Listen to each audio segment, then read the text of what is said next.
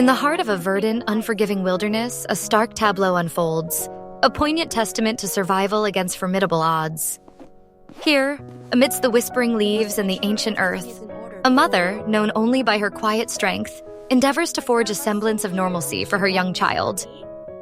This narrative, extracted from the fragments of daily life, offers a raw, unfiltered glimpse into a struggle often unseen, a resolve rarely chronicled. It is a story not just of sustenance, but of the relentless human spirit clinging to hope, even as life's most profound challenges press down. The scene opens with an intimate moment, a mother's voice, tender yet urgent, guiding her son through the simple act of eating. "Dewey," she implores, her voice a soft murmur in the vast quiet. "You eat the meat. Eat it, you're so good. Eat it, you're so good, Dewey. Eat it, you're so good." Each repetition is not merely an instruction, but an affirmation, a desperate prayer for nourishment to take hold, for strength to blossom in his small frame. The very act of feeding becomes a ritual, imbued with a profound significance that transcends hunger. It is the mother's desperate attempt to build a shield of comfort around her son, a fragile bulwark against the raw realities of their existence. She watches him, her gaze unwavering, observing every tiny mouthful, every hesitant chew. Her encouragement isn't just about the food's taste, it's about the very act of survival, the daily battle against depletion. "Eat quickly," she urges, the slight quickening of her words hinting at the relentless schedule that governs their lives. Time is a luxury they cannot afford, each moment a precious resource to be managed.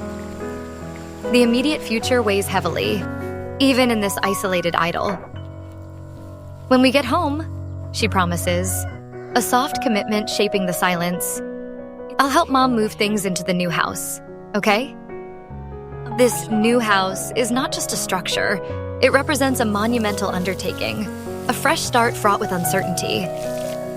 It is a symbol of their precarious existence, a sanctuary yet to be fully established, a future they are actively, physically building. The implication is clear. Their current dwelling is temporary, a way station in their journey. The move signifies not just a change of location, but a deeper transition, perhaps a commitment to this unconventional life, far from the familiar rhythms of conventional society. For the mother, every bite Dewey takes, every morsel of protein consumed, translates into the energy he will need to navigate this upheaval, to adapt to the rigors of their emerging home. She continues to coax him, her voice a gentle current. "You're so good. Eat it, okay?" Then, the child's curiosity, innocent and unburdened by the weight of their circumstances, surfaces. "What's that? What's that?" he asks, his attention drawn to a new offering. "I'll eat meat," he declares, a childlike assertion of preference. But the mother, ever watchful, ever resourceful, introduces an alternative. "What's that? Fish. Eat it." The transition from meat to fish, however small, underscores the reliance on what the forest and nearby waters yield, the necessity of embracing every available source of sustenance. This isn't a culinary choice born of luxury, but of necessity, a reflection of their deep connection to the land and its unpredictable bounty. As Dewey samples the fish, his reaction is immediate, unfeigned. "Oh, it's so delicious," he exclaims, a sound of pure, unadulterated pleasure that momentarily lifts the shroud of gravity from the scene. The mother's heart, burdened with responsibility, finds a fleeting moment of respite. "Do you eat it? Eat it. Is it delicious?" she asks, her voice infused with a quiet joy, seeking confirmation, not just of his enjoyment, but of the success of her efforts. Yes, yes, he affirms, his simple words a profound reward. "Can you have another bite?" "Oh, it's so delicious, isn't it, okay? Oh, it's so delicious, Dewey Dewey. Eat a bite." Her repeated exclamations of "so delicious" are not just descriptive, they are an emotional echo, amplifying her relief, her pride in providing, and her unwavering hope for his well-being. Each bite is a tiny victory, a tangible symbol of their resilience. The meal progresses, each spoonful a deliberate act of love and provision. "Okay, baby," she murmurs, her gaze fixed on him. When you're done eating, I'll go home and help Mom move house. Are you going into the new house? The question is gentle, inviting, perhaps a way to mentally prepare him for the coming transition, to make him a participant in this significant change. For Tieu Nu, this question resonates with a deeper longing, a silent hope that this new house will indeed offer a more stable foundation, a sanctuary for their burgeoning family. Her heart carries not just the burden of her current child, but the nascent life stirring within her, a secret hope and a profound vulnerability that colors every decision, every action. The unspoken reality of her pregnancy adds another layer of urgency, transforming the simple act of moving into a race against time, a desperate effort to secure a safe haven before new life arrives. Suddenly, her focus shifts, drawn by a fleeting movement in their immediate surroundings. "Okay," she says, a slight change in tone. "The crab can't run yet." This seemingly innocuous observation is a stark reminder of their primal connection to nature, the constant awareness of their environment, where every creature is either a potential resource or a challenge. It speaks volumes about their way of life, where the boundaries between observer and participant blur, where survival often means living in intimate communion with the wild. The child, still engrossed in his meal, may not grasp the full implications, but for the mother, it is a subtle acknowledgement of the constant watchfulness required to thrive or simply exist in this untamed world. The image of the crab, momentarily vulnerable, mirrors their own fragile existence, emphasizing the need for swift action and constant vigilance. Hours later, the scene shifts dramatically from the quiet intimacy of their makeshift dwelling to the bustling, cacophonous energy of a market. Here, the mother, her determination unwavering, transforms from caregiver to vendor, navigating the intricate dance of commerce. The vibrant symphony of haggling and bartering fills the air, a stark contrast to the earlier tranquility. Her voice, though still soft, takes on a professional cadence, honed by necessity. "Auntie, let me sell vegetables here, Uncle. Vegetables, Auntie. Buy vegetables, brother," she calls out, her voice a thread in the rich tapestry of market sounds. This is not just selling. It is an assertion of presence, a claim to a livelihood, a testament to her unwavering drive to provide. Each call is a small act of defiance against the overwhelming odds, a declaration that she will not merely endure, but strive. Her wares are simple, yet vital. Fresh, wild vegetables, plucked from the same fields that surround her forest home. A potential customer, a grandmother, approaches, drawn by the freshness of her offerings. "Yes, these vegetables are delicious, Grandma." "Yes," she affirms, her tone respectful and confident. She understands the value of her product, the inherent goodness of what the land freely gives. "Now this season," she explains, her words painting a picture of seasonal abundance. "It grows a lot in the fields. Today I went and saw too much, so I took it home." This isn't just a sales pitch. It's a window into her daily routine, a glimpse into the arduous labor of foraging, the keen eye required to spot nature's bounty. The act of gathering these vegetables is a profound communion with the land, a dialogue with the seasons, transforming her into both provider and steward. Her entrepreneurial spirit is evident as she extends a request, revealing her limited resources. "So I can borrow a scale too." "Grandma, Aunt, let me borrow a scale." The need to borrow a scale speaks volumes about her humble beginnings, the scarcity of even basic tools, and the reliance on community goodwill. It highlights the stark realities of her situation, where every resource, however small, must be carefully managed and often shared. A woman, perhaps a friend or neighbor, offers her assistance, a small act of solidarity in a challenging environment. "After 4 hours, I will charge you 10,000, the woman states, establishing a clear, if minimal, transactional relationship. The mother accepts, her gratitude evident. The customer, still considering the vegetables, expresses satisfaction. "Yes, this one is delicious to stir-fry." A simple affirmation, yet it resonates deeply, validating the mother's efforts, confirming the quality of her hand-picked greens. "Yes, thank you," she responds, her voice tinged with a quiet dignity. As the day progresses, another sister vendor approaches, sharing a moment of camaraderie and business. Let's go, sister, she greets, signaling a shared understanding of their daily grind. The mother proudly presents her specific offering. I'm making field mustard greens. Yes, field mustard greens. She emphasizes their freshness, a crucial selling point in a market where quality is paramount. Today I just picked them, sister. They're young, remember? Yes, they're very young and delicious. Her words are not just a description of the product. They are an intimate connection to the effort and care she puts into her harvest. The sister, recognizing the quality, makes a decisive move. I've sold them all. Let me take them all. This is a significant sale, a moment of triumph for the mother, a testament to her hard work and the appeal of her natural produce. Here, let me weigh them, she offers, moving quickly to secure the transaction. Here, I'll charge you $50,000. The price, a tangible measure of her labor, represents a critical contribution to her family's meager funds. She reiterates the origin and value of her goods. This vegetable grows wild in the fields, so today I went and saw too much. I took this vegetable to eat. It's delicious.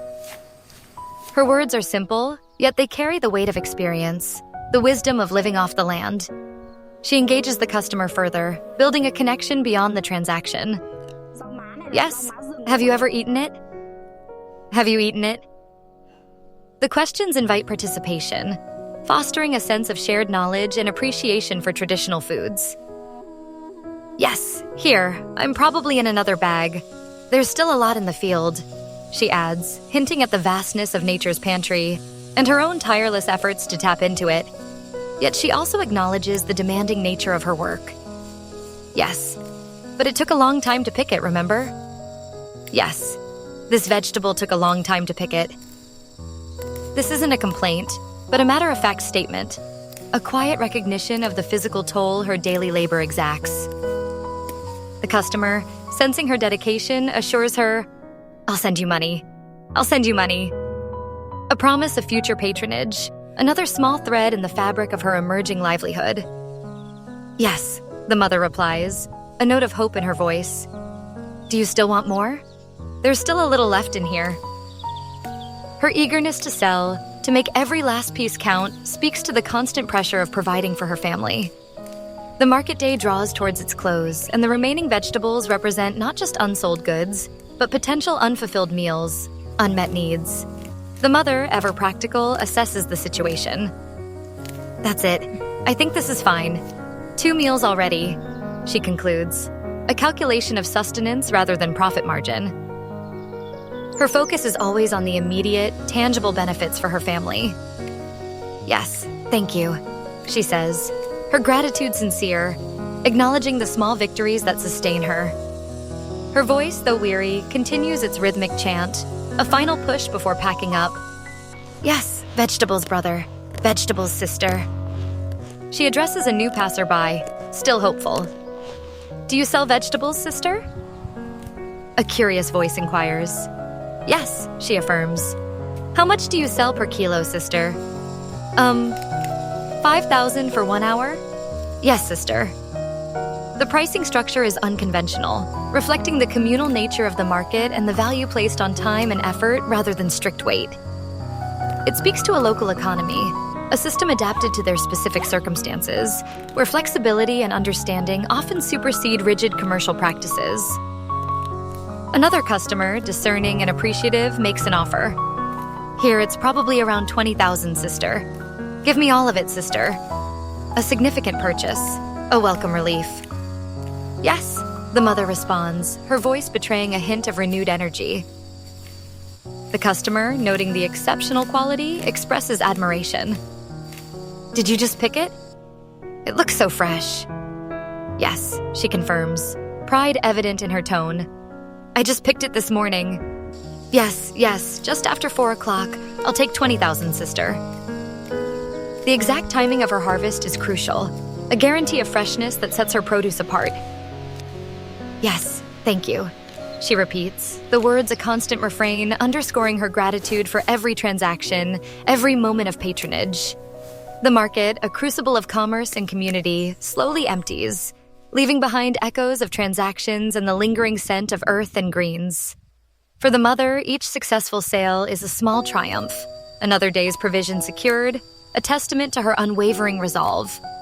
The money, carefully tallied, is not merely income. It is a lifeline, a tangible expression of her ability to navigate the complex demands of motherhood and survival in a challenging environment. It is a symbol of her commitment to her children and to the unborn life she carries, a constant reminder of the urgent need to build a future, however humble. As dusk settles, the focus shifts once more, from the public sphere of the market to the intimate world of family. The mother's voice now takes on a different cadence, one of affectionate command and gentle guidance. "Come here, teacher. I'll send the child." This seemingly simple statement, "I'll send the child," carries a quiet dignity, an implicit trust in the educational system, however rudimentary it may be in their remote location. It signifies a profound commitment to her son's future, a recognition of the transformative power of learning. She is not merely sending him away. She is entrusting him to the hands of knowledge, hoping to open doors that might otherwise remain closed. The term teacher here is likely a respectful address, indicating the importance she places on education. The child, Dewey, now prepares for his departure. "Bye-bye, I'm going home," he says, his voice a mix of childish farewell and anticipation. The mother, ever vigilant, poses a practical question, her concern for his well-being paramount. "Have you seen your slippers yet?" It's a small detail, but in their environment, adequate footwear is essential, a safeguard against the rough terrain and unpredictable elements. She reinforces the routine, anchoring him in a predictable pattern. "Tomorrow I'll go to school again. Yes, is it cold? I'm staying home. Do you like it?" The questions are probing, designed to gauge his comfort, his happiness, his integration into this new phase of his life. Her own isolation, the stark reality of "I'm staying home," highlights the sacrifices she makes, the silent endurance that underpins her daily existence. The stark contrast between his world of school and her solitary vigil underscores the divergent paths they tread, yet both are united by her unwavering purpose. She delves deeper into his day, eager to understand, to connect with his experiences. "So, today, after school, the teacher told me how, huh?" She prompts him gently, inviting him to share, to bridge the gap between their separate worlds.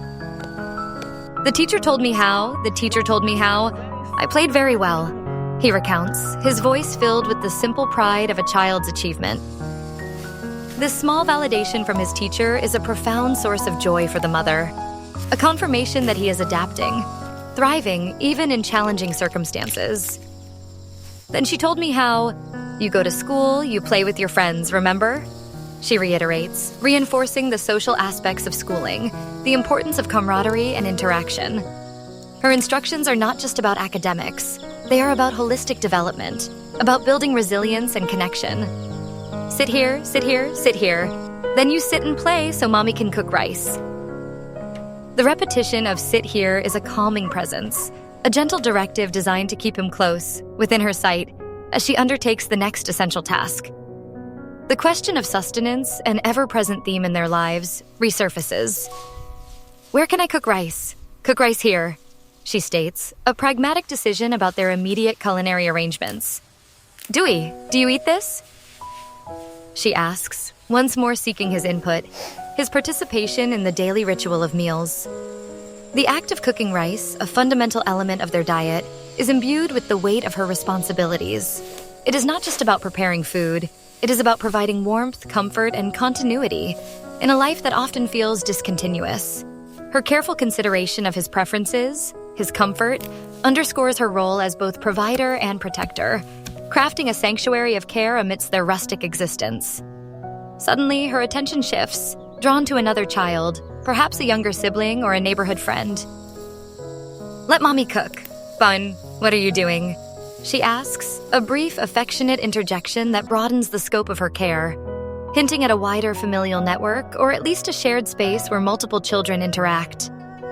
This brief query reveals the multifaceted nature of her motherhood, her constant vigilance over more than just one child, a testament to her expansive capacity for nurturing. The day culminates in the most fundamental ritual, the evening meal. "Dewey, let's eat rice. Eat this, she announces, her voice signaling the end of the day's labors and the beginning of communal nourishment. She offers him a morsel, her hand gently guiding his. Hey, hold this. Then an unexpected reaction from the child. Why is it spicy? The sudden question, a small protest, breaks the quiet solemnity of the moment. The mother, ever patient, ever understanding, reassures him. Eat this. Here, eat this. Is it delicious? She asks, recentering his focus, reminding him of the pleasure of eating, the value of the food. What is this? He inquires, his curiosity piqued by the unfamiliar taste. Look here, she directs, drawing his attention to the simple offering.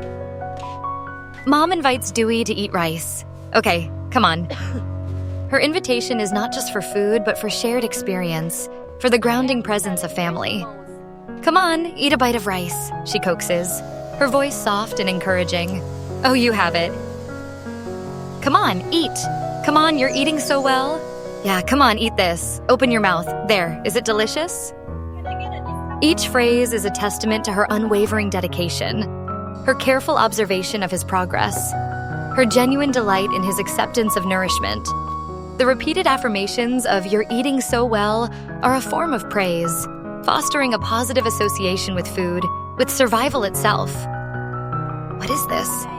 What is this? He asks again, his innocent inquiries echoing in the quiet space, perhaps a natural curiosity about the simple ingredients of their meal. Perhaps a child's way of prolonging the moment of connection with his mother.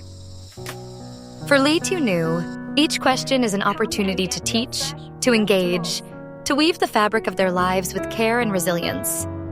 As the day ends, and the soft glow of their humble shelter illuminates their faces, the image is one of profound human endurance. A mother, pregnant and resolute, nurturing her child, forging a future, one meal, one lesson, one small act of survival at a time, deep within the heart of the wild. Let me show you how to start the seeds indoors. Welcome to my garden, and I have a lot of vegetables for you today. Can I get a spinach? Get a bag of spinach. Sure. Okay.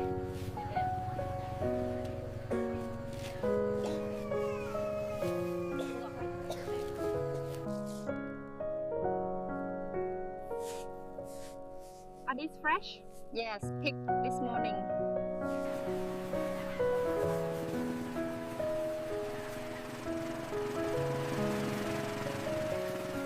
Welcome back to my channel. Today I'm going to show you how to make this delicious Vietnamese soup.